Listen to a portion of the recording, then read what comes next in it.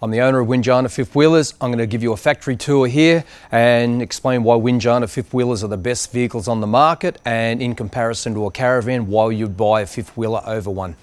So let's start this tour off. Let's go through and have a look. This is my factory. So this is the opening of our factory here. So what you see is everything that comes in we purchase all gets sorted out and goes into the rack. This is all the timber, everything that we use. We import everything we can from Canada and America. It's the same things that everybody uses here in this country, but we just refuse to pay the local markups.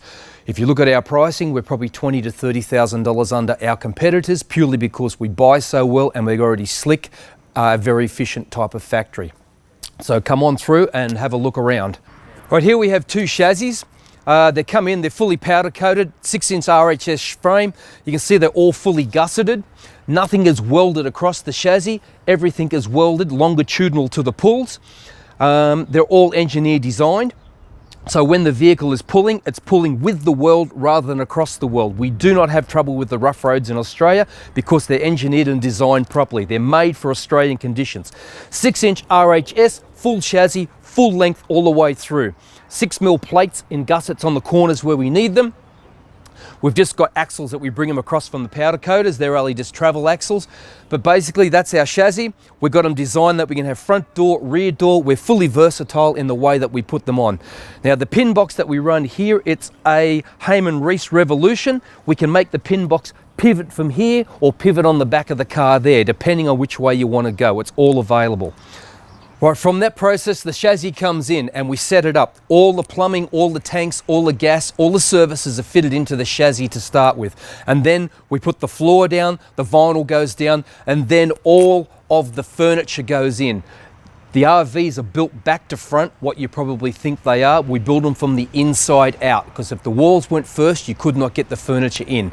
Now, if you have a look at what we do, here is an example where all the plumbing is all done from out here rather than working from holes on the inside. Working from there, it's slow and laborious. Here, it's all done from this side. It's all easy to get to. You can see the suspension. It's a timber and walking beam with a trailing leading arm. This suspension is on semi-trailers. It's exactly the same. The semi-trailers will run airbags, but we don't need airbags with this weight, so we have compression rubber. This is semi-trailer suspension. This is essentially a semi-trailer. This is why we use it. It's fantastic suspension. Now this timber and suspension is fully independent and it's full load share.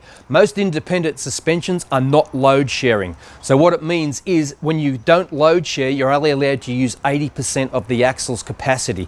This has a 3,200 kilo capacity. If this was non-load share, I could only use 2,660 kilos of capacity. But this being full load share, we can use 3,200 kilos. We swapped from another suspension to this one. We were able to put another half a ton on our ATM. All our vans have a 3.5 ton ATM now based upon this suspension. Like I said, this is semi-trailer suspension. It's made for semi-trailers. This is essentially a semi-trailer and it's made to work and it does so. It's fantastic. We have not looked back since we went over to this. It comes from Canada. The rubbers on this suspension, they're designed to last 50 years. They've got a 30-year guarantee on it. The importers of this suspension have never had to replace any spare parts on it. It's just simple. There's no wearing parts. It's very easy serviceable. Now, if we step around the other side here, you'll see where all the services and all the electrics are on it. Now, in the design of our factory, we have everything where the work is needed. This is the beginning, so all the plumbing and everything we need is where they have it. They don't have to walk anywhere to get anything. Again, it's part of being an efficient factory. Now, if you look at what we've got, all the electrics are all being put in. They're all harnessed, and they just go in here from the outside to make it easy, and then they all feed to where they need to go. So it's very efficient and we know where everything is. All our wiring is all labeled. So when you got to do any work or services, everything is where you need it and it's all accessible from the back of the fridge. Right, we run with a timber frame. All our framing on our van is spruce. It's Canadian spruce. Most of the RVs in Australia, they use Meranti. Now Meranti is not a good timber, but spruce, they built aeroplanes out of spruce. If we know our history, Howard Hughes's plane was called the Spruce Goose. Very light, very strong. They still build aeroplanes and gliders and stunt planes today out of spruce. I'll give you an example shortly of how strong spruce is. It is a phenomenal material. This is spruce. This is Canadian spruce. This is what they build aeroplanes out of. This is stud grade spruce. It's inch and a half thick.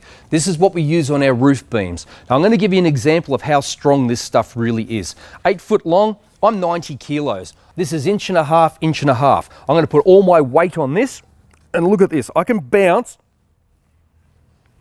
and it springs back. Spruce has an indefinite rebound. If this was aluminium, this would bend and it'd stay bent.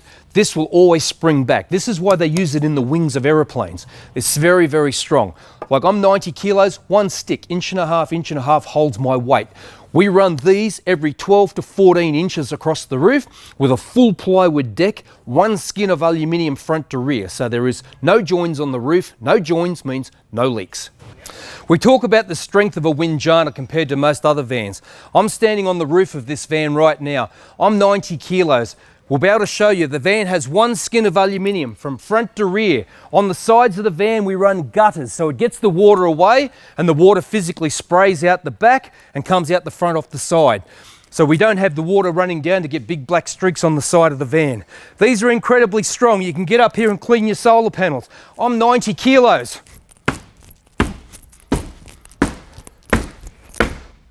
Hey, look at that. Try that with any other caravan in the country.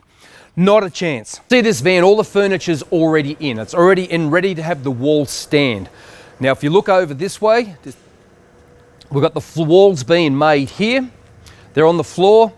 Now, each wall is made specifically for each van. The customer comes in, they design their van, we make the furniture for it, it goes in as you've seen back there, then the walls are made to suit the furniture. So every stick of furniture corresponds with bars on the wall.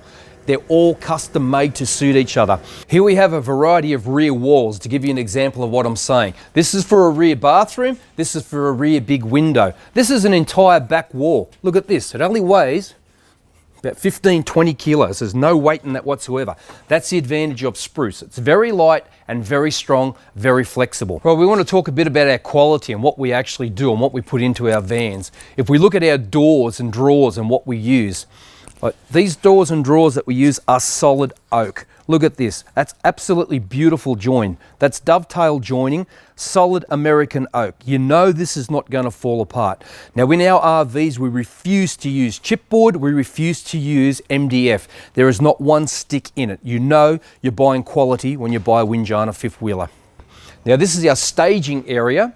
Now what happens here is the vans come in when we've got the walls and everything up, and if you see these boxes we have up here, they all fold down and we work at top height, and the vans get finished from the roof and the boxes then fold up and we work on this level and we work down to window height and the van is finished to window level. When the vans come out of the staging, we finish them to the ground and then we do all the pretty stuff on the inside and this part of the factory here. One of the main things that we focus on in this factory here is efficiency. Efficiency, what it does, it transposes through to savings for the customer, which we pass on. My background is industrial engineering, which is time in motion. So it's a very efficient factory. I've been to other factories and they're working on ladders and the like. So what we do is very efficient. So where the workers need things, it's where they're at. So if they need tools up on the staging here, they're there. Now, not only is it passing the savings on to the customer, what it also does, it enables us to control quality because we know the whole process, the process is in place and things happen as a matter of process. So quality is built into the way that we build things and it just happens as a matter of course. That's our culture here.